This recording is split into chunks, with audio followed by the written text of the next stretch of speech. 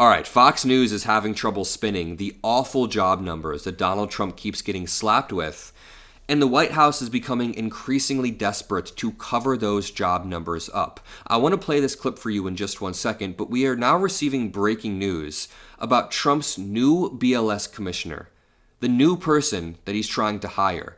We have leaked tweets of this person being an absolute wild nut job, saying racist and sexist things about Kamala Harris and spreading conspiracy theories about elections and about the economy. So this person who's supposed to be a beacon for our businesses and guide them on a month-to-month basis is now going to be a January 6th nut job. Just to back up, last month when we got bad job numbers for the month of July, Donald Trump's immediate reaction was to fire the Bureau of Labor Statistics Commissioner, which makes no sense whatsoever. You can't fire someone and act like that is a substantive fix to a slowing economy. Trump's tariffs are bleeding manufacturing jobs. Unemployment is currently skyrocketing, and inflation is also increasing due to Trump's tariffs. Firing the BLS commissioner is not a fix to any of this. That is just saying that you want to cover up the bad numbers, because the reality is even Fox News couldn't spin for these bad numbers. Take a listen. Pointing jobs data, only 54,000 private sector jobs added, and look at this, the yield on the 10-year Treasury below 4.2%. The 2-year down around 3.61%, yields down. Let me point out, they were expecting 76,000 new jobs, and they got 22,000. This reads, the release of a second consecutive poor jobs report on Friday confirmed the reality that Trump is trying to avoid. The labor market is stalling, and the nation is facing real strains under the weight of his economic agenda. That's what makes it all the more scary that this MFer, E.J. Antoni, Donald Trump's new pick to be the BLS commissioner, is just a conspiracy theory nut job.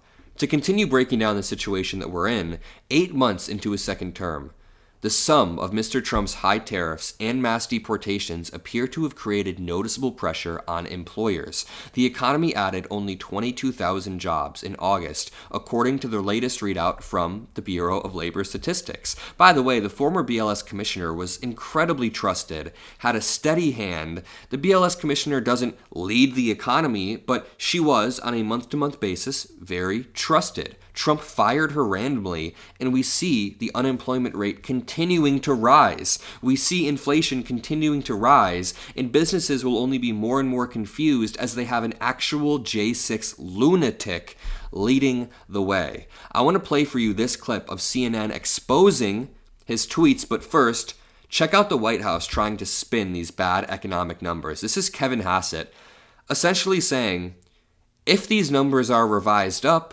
then they'll be good. That's like saying if my grandma had wheels, she would be a bike. Yeah, we can say ifs all day. We're saying that things are really strong. And what we've also seen is that Goldman Sachs put out a study yesterday that said that the August number tends to be really messed up because of seasonal adjustment things, and they tend to be revised way up. And so I think if they were revised up, which has happened on average over the last 15 years by about 60,000, then everything else would make sense. But right now we're puzzled about the BLS numbers. I like how he says, we're puzzled, but if they were to be revised up, then that would put us in a good spot. Yeah, if I had $5 million, I would be living in a mansion. I don't get what these ifs are. The numbers were terrible, and you guys had no way to spin it. Well, at least we have good old E.J. Antoni coming in to save the day. I'm going to play the CNN segment where they reveal these tweets. This is Andrew Kaczynski, who created the K-Files, about to break it down. Take a listen. So, Andrew, this is the person, the man that Trump wants to lead one of the most important agencies in the United States, one that produces jobs numbers and measures the economy. Well, what did you find out about him?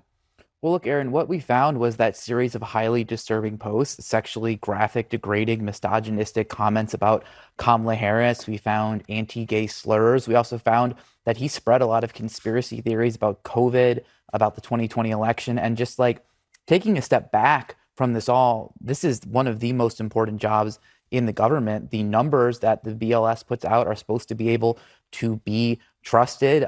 They're very vital to the U.S. economy. They're very vital to the global economy.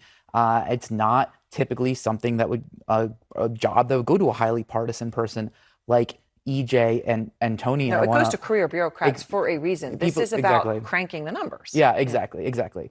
And I want to walk people through just a few of the tweets that we uncovered. Just starting off with that Kamala one that you mentioned. He tweeted that not once, but 5 separate times. We found he had posts that mocked Christine Blasey Ford, who accused Brett Kavanaugh of sexual assault. You can see right there, he called her Miss Piggy, commenting on her appearance. In early 2020, he shared a post that was basically advice for women: land a great guy, be in shape, grow your hair, be sweet, learn to cook, don't be annoying. This one from Angry feminists. Yeah. So look, this one from 2018, I don't know if we have it. He posted when John McCain passed away. He posted under his actual name too. I like a senator who doesn't die, playing on when Trump said of McCain, I like people who weren't captured. Or other posts, anti-gay slurs that he directed at various people, politicians, Trump's opponents. And then, as I mentioned, he promoted baseless conspiracy theories. He said that COVID-19 was a hoax. He repeatedly attacked Pope Francis, which I thought was a little bit odd. Lord have mercy. Even beyond this saying, the Pope has got to go. If I just scroll back for a second, he says, they're saying all of the COVID data is fake. He then says Trump's margins were too big for them to hide it. Okay, so the man who is going to be guiding businesses on a month-to-month basis and crunching the numbers and getting the numbers out so these businesses know what to do doesn't even believe any of the numbers that currently exist for election data, for COVID data. We are going to be so cooked if this man starts to make up numbers to rationalize Trump's insane economic policy. Like, Trump could do something insane, and this dude will make up numbers to make it seem like it was a good idea either way. Let's continue to listen here. And then he also, he said the 2020 election suppressed the Jesuits. I think that's like a callback to something in Catholic history. I should probably know that because I'm Catholic. But there was a lot of this type of content that we found on both under his real name and under a pseudonym that he used. Okay, so it's pretty incredible because it's not like you went and found, and it would be fine if you had, it'd still be bad enough that a few. Yeah. Right, this was a lot. A lot, this was a plethora. It was a lot of stuff. Okay, so and it's stunning stuff, and it's hateful, much of it.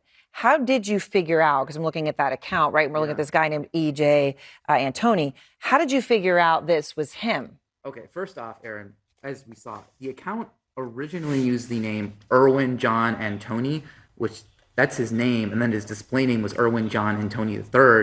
That's his full name. So, that's what we call strong evidence. They're not picking the smartest ones. I love how the Trump admin's talent pool is so shallow that they have to literally choose from like the pool of January 6thers. And of those January 6thers, most of those people are too dumb to have an online account that's not in their own name. Now, I'm being facetious when I say they're actually picking from the crowd of J6ers, but not entirely. There is one DOJ official who was seen in the crowd on January 6th yelling at cops to die. But this is separate from EJ Antoni, but this does happen. Senator Patty Murray says, EJ Antoni is unwell. He is apparently a disturbed, hateful, conspiracy-driven man. Not only is he an unqualified partisan hack, but apparently he has been a prolific promoter of vile, hate-filled screeds. Actually pretty well said there. That was well written. This kind of revolting behavior should be a red line for all senators. Richard Hanania points out, how shallow is the MAGA talent pool? EJ Antoni, who is going to be collecting labor statistics, went to an economics program that doesn't even rank within the top 100. He has one published article with one citation. His predecessor had 1,300 citations. Let me just point out, I don't want to do anything elitist here. Like, I dropped out of college. I have no citations. I've never published a scientific article. I have never even entered an economics program. So I'm not judging him on that basis. But I'm judging him on the standard that was set by the previous BLS commissioner that Donald Trump claims was a hack. So now this new guy who has like 0.1% of the experience is not a hack. That's what kind of scares me. I'm going to leave it there. If you appreciate these videos, drop a like, subscribe. as Trump continues to get bad economic job numbers and continues to slide down this authoritarian rabbit hole, trying to cover them up, trying to cover everything up, including his health in the Epstein files, just know that the Adam Mockler channel will always be a place where you can come and rely on the truth. You can have the facts brought to you, and we're going to be scaling. We're going to be doing more debates, launching more shows. We have some really interesting ideas for shows we could launch in 2026, so I just want to say thank you all for making this possible. I am eternally grateful to everybody who watches my videos. You guys also leave amazingly sweet comments that say, this video helped my understanding. A lot of you guys say, great work, Adam. This just means so much to me, so thank you all. I'll see you in the next video, and peace out.